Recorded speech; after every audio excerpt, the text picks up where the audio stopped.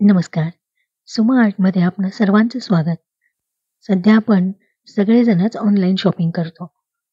2023 साली Meeshoवरून एक वॉलपेपरचा सेट मागवला होता आणि परत शिफ्टिंग झाल्यामुळे हा वॉलपेपर तसाच राहिला. दसरा सण मोठा, आनंदाला नाही तोटा, असं म्हणतच या वॉलपेपरचा वापर करून अशा पद्धतीने मी क्रिएटिव्ह आपट्याची पाने बनवली. खूप जणांना खूप आवडली. नैसर्गिक आपट्याची पाने, शमीची पाने याचं मोल अनमोल आहे. परंतु आता सध्या फॅशन, घरामध्ये सजावटीसाठी म्हणून आपण अशा पद्धतीचा क्राफ्ट करू शकतो.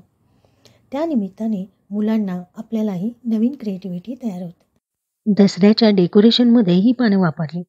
त्याच्यानंतर ही पानांचा करायचं काय? वॉल सजवण्यासाठी वापरले, फ्रीज सजवण्यासाठी वापरला. त्यानंतरही या पानांचं करायचं काय? तर त्यानंतर अजून एक नवीन क्रिएटिव्हिटी सुचली आणि परत एकदा आपण त्याचा व्हिडिओ केला. नवीन क्रिएटिव्हिटी म्हणजे या वॉलपेपरपासून आपण बनवलेलं आहे आर्टिफिशियल पेपर ज्वेलरी.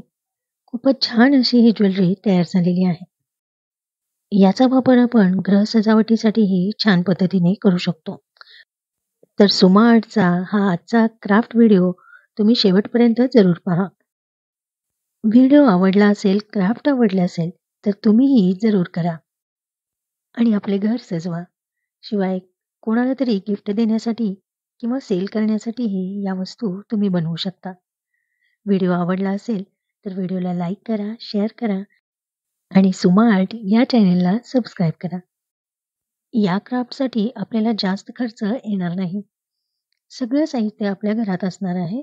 फक्त आपल्याला Meeshoवरून गोल्डन वॉलपेपर तेवढंच मागवायचं आहे आणि घरामध्ये लोकर किंवा आपल्याकडे जी चा दोरा आहे त्याच दोऱ्याने आपल्याला ही ज्वेलरी बनवायची आहे आणि फक्त आपल्याला लागणार आहे जाड पेपर. आपल्या घरी पत्रिका येतात त्याच्या बॅक साईडला पूर्ण प्लेन पांढरे असते. आपण तिथे ड्रॉइंग करून अशा पद्धतीने आपट्याच्या पानाचा आकार तयार करून घ्यायचा आहे. आपण पाहू शकता अशा पद्धतीने लहान मोठे आपण तुमच्या आवडीनुसार तुम्ही आपट्याची पाने तयार करून घ्या. आपण आता या साईजमध्ये केलेले आहेत आणि ते अशा पद्धतीने आपल्याला या पेपरपासून करायचे आहेत. पहा, Meeshoवरून हा पेपर मागवलेला आहे. या रोलमधून आपण थोडासाच भाग काढून घेतलेला आहे आणि त्याच्यापासून आपण हे आजचं क्राफ्ट बनवलेलं आहे.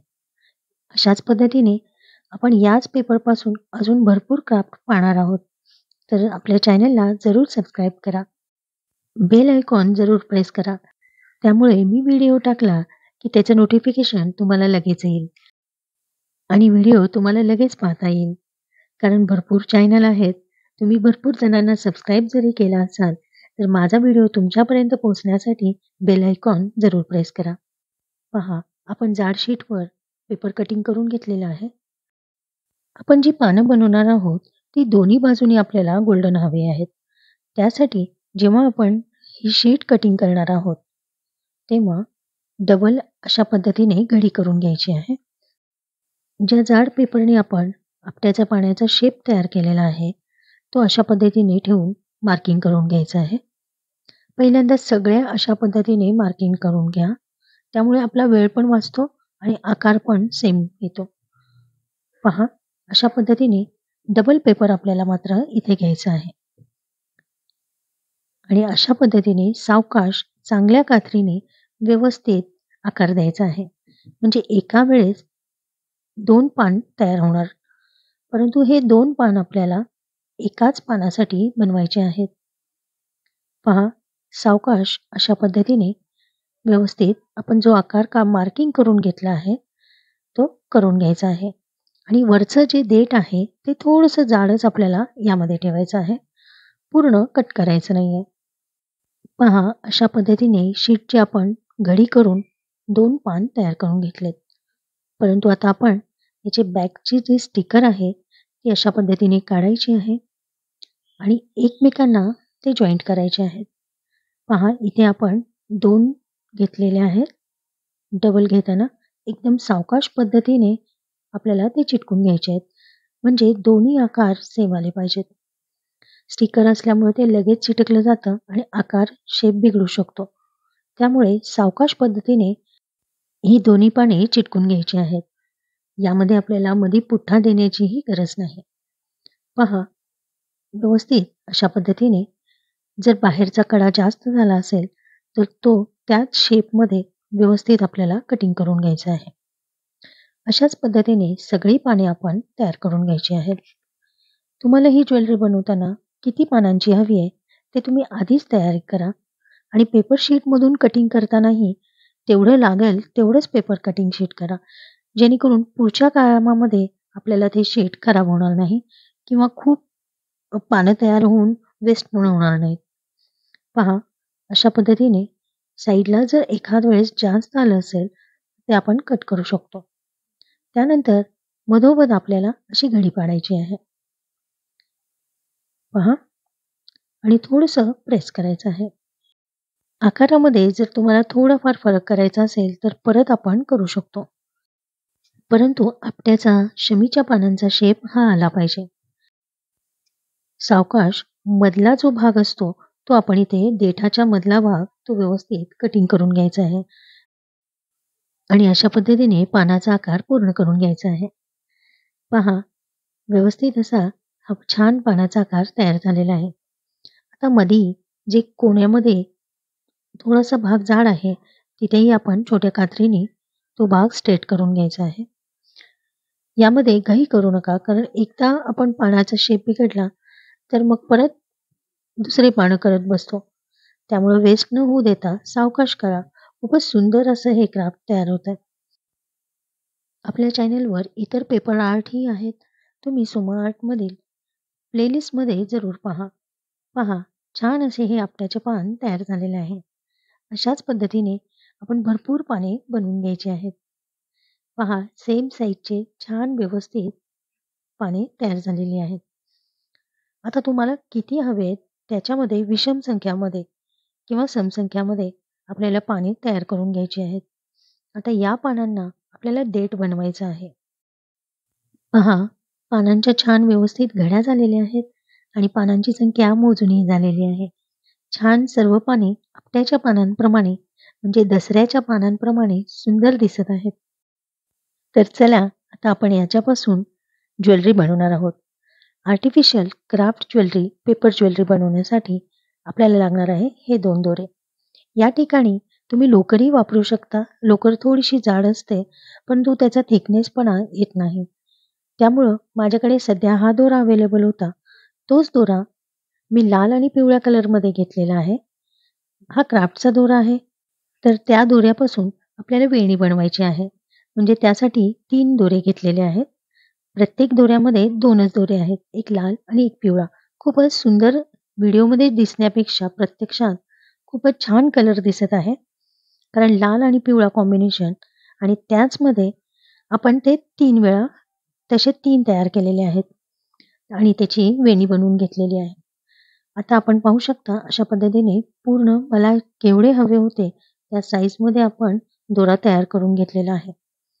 या इथे आपण परत एकदा वॉलपेपर घ्यायचा आहे आणि अशा पद्धतीने आपल्याला कटिंग करून घ्यायची आहे. नीट पहा, टी शेपमध्ये आपल्याला ही पट्टी तयार करायची आहे. ही पट्टी आपल्याला का तयार करायची?